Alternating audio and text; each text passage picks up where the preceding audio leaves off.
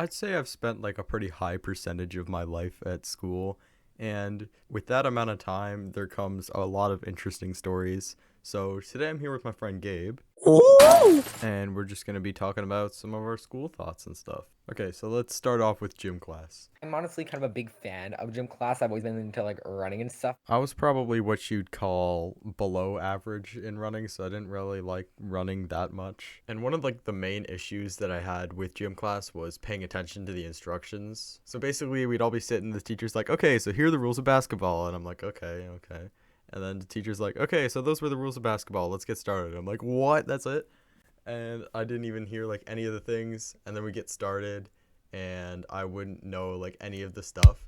This isn't an issue now because I realized that if I actually paid attention, I'd be able to play the games without that problem. In my school, like my elementary school, they focus for some reason very extremely on volleyball. I really don't like the underhand volleyball serve because whenever I try to like hit it up, it really hurts. Like I just end the class with like my hands really red just because of how much it hurts. I'm probably hitting it wrong. Yeah, and the thing is, like, I'm like there. I'm deeply focused. I'm looking at my team.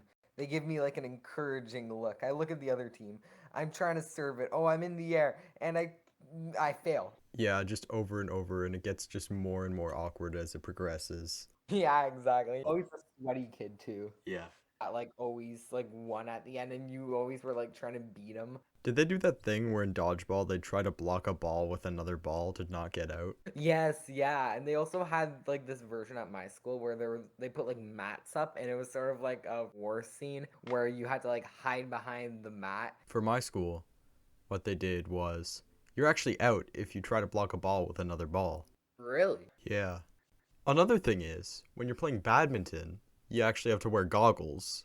Yeah, yeah, yeah. Same of like God, because I think that like there's like an like what is there like a point? And with the mask, it's like even worse because it just fogs up your goggles. Yeah, it's insane. Like, okay, if somebody gets hit in the eye with like one of the birdies in badminton, like, what do you expect? Like, they're gonna sue you? Yeah, but I mean, that makes sense. You're trying to protect the kids. But for tennis, where, it's way more dangerous, you don't need goggles. This is a little unrelated, but I'm going to talk about calculators for a second. Pretty much every single calculator that I've ever used, I don't know if this is just me or if I just don't know how to use a calculator, but they never have an off button on them. No, the thing about calculators is that it bothers me actually. Calculators are like the technology of the future. They're entirely like solar powered, at least the one I have. Everything's extremely behind, especially like the school system with like the whiteboards and the PowerPoints. I can imagine like people in the future, they just have the exact same calculators.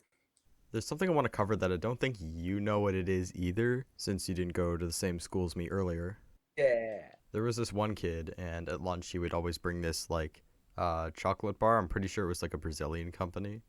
It was a decent tasting bar. It was like a kind of like wafer Kit Kat kind of thing, and we would pretty much do anything to get our hands on even a small piece of this bar. The name of this chocolate bar was Beast, and this stuff basically just became lore in our class.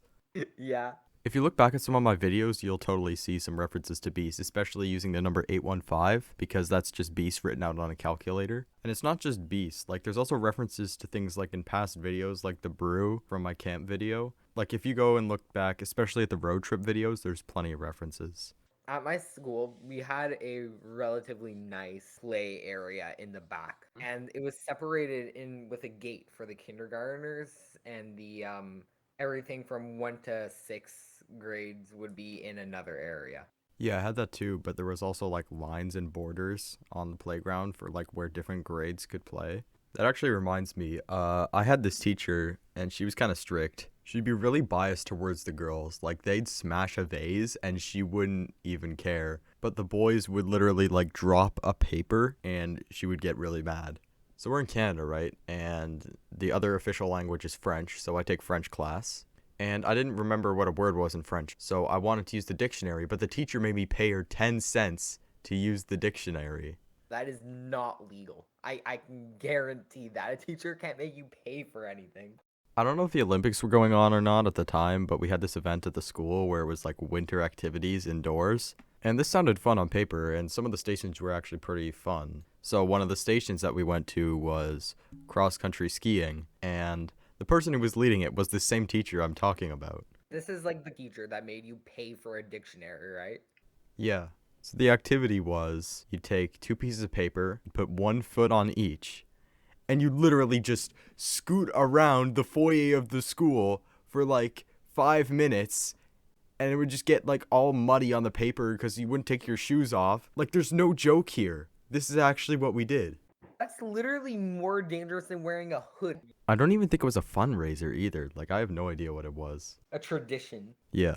In the winter, when the snow comes in and like the snow plows make these huge hills, we build like a bunch of snow forts, and it's super crazy at my elementary school. And it was like the golden age of snow forts of that time. There'd be like these dyed blocks of ice that'd be hidden under the snow from like previous festivals and stuff, and people would go and mine for them with other pieces of ice like tools. I remember I was the leader or the second in command of one of the forts, and I was also the head builder, and I would build for the forts with ice blocks. Like, this was society. You got promoted through the ranks until you reach El Presidente of the fort. I remember there was like security. Like, some unfortunate kid would be walking by the fort a little too close, and someone would yell in the distance, "Security!" And then they'd just get absolutely obliterated by a mountain of kids. At my school, it was like the same thing. So here's my snow fort story. So I, as the little third grade child that I was, had a smart idea. I could join multiple snow forts, steal snowballs from them. As I stole snowballs from them and sold them to the other snow fort that I was a part of, I would get like promoted for each one. And then they were all wondering who's stealing the snowballs. Bro, that's so big brain. You're like exploiting the snowball economy. And at one point, I became respected enough so that I actually started running my own fort with these two forts that ended up hating each other because of me. They thought that like this vigilante was like a sixth grader, but I was only in third grade at the time, and I kept doing this until sixth grade. It'd be way more fun if we could have like snowball fights, but we can't throw snow at school. Yeah, same. Yeah, I mean, though, on one side, it does kind of make sense. Yeah, snow hurts, you can accidentally throw ice, it's cold. But I still don't get why you can't wear a hood in class. It doesn't make sense. It's not a choking hazard. The only thing that it really limits is your field of view. I think the thing is, though, all those rules just evaporate once you reach high school. Because, like, once you're in high school, they do not care. This is a story that both me and Ryan have a connection to since we met in online school. So whenever we had a Google Jamboard where we could write all of our notes on and draw on, we would just, after we finished our work, we would just draw all over it. Interesting photo edits on the Jamboard. And the best part was our teachers were completely chill with it. Someone in our class actually managed to find our math teacher's Twitch channel, and we were able to like tune into the stream and stuff. All right, so those are all the stories that we've got for today. That was some pretty crazy stuff. It was pretty crazy, but before anything ends, of course, I just want to remind you, the viewer, I'm pointing at you right now. Subscribe to Lunchtime Cartoons. That's your one job, okay? He was not paid to say this, by the way. I wasn't at all. This is completely within my free will. Subscribe, and it was an honor being featured on Lunchtime Cartoons, Ryan, of course. All right, thank you all for watching, and we will see you next time. See ya.